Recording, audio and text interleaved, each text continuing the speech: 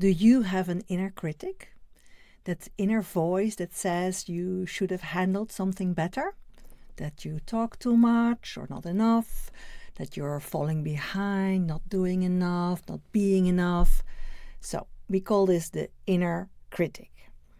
And most advice about it tells you the same thing. You have to challenge it, you have to reframe it or replace it with something kinder, and that can help. But I want to offer you something different today, because I also think that voice deserves a little bit more curiosity than we usually give it.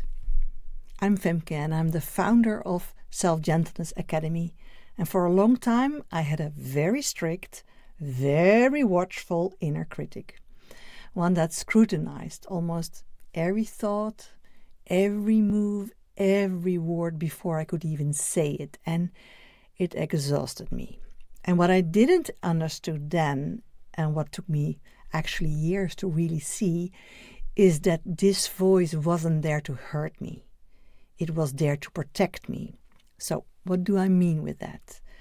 Most of us who have a loud inner critic, they developed it in a context where it served a purpose. Maybe you grew up in an environment where being too much or saying the wrong thing had consequences. Maybe you learned early that love had conditions and that approval could disappear and that you needed to be careful. So a part of you stepped in, a watchful, vigilant part that learned to catch your mistakes before someone else did, that kept you small enough to stay safe, that helped you to fit in and keep the peace and not to stir up anything. And it was a smart voice. It was adaptive. It was doing the best it could with what it understood. The problem is that for most of us, the context changed, but the voice didn't get that memo. So now you're an adult and you're capable, you're self-aware, you've done a lot of inner work, and yet there it is, still watching, still catching, still telling you that you are not quite enough. And that's not because it's right. It's because it hasn't been shown that things are different now, that you are different now, that you can handle things that a younger version of you couldn't. This is important because it changes how you relate to the critic. If you see it as an enemy, something to silence or to defeat, then you are in a fight with a part of yourself, and that fight takes up a lot of energy. If instead you can get a little curious about it, what it's trying to protect, what it learned, when it first showed up, something can shift. And that's not overnight. And it's also not by bypassing the unkindness of the voice, because sometimes that voice is genuinely unkind, and it is also okay to name that. But underneath that unkindness, there is usually something more like fear. And you can meet that fear with gentleness. So in my own life, my inner critic was shaped by years of needing to tiptoe very carefully, needing to read the room, stay one step ahead, made sure nothing went wrong, and it made me very attuned to other people and quite harsh with myself. And over time, what helped me wasn't fighting that harshness.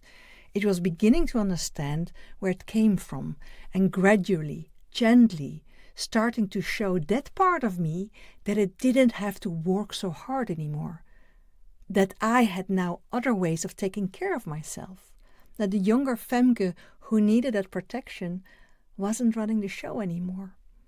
That's what I call the self-gentleness perspective.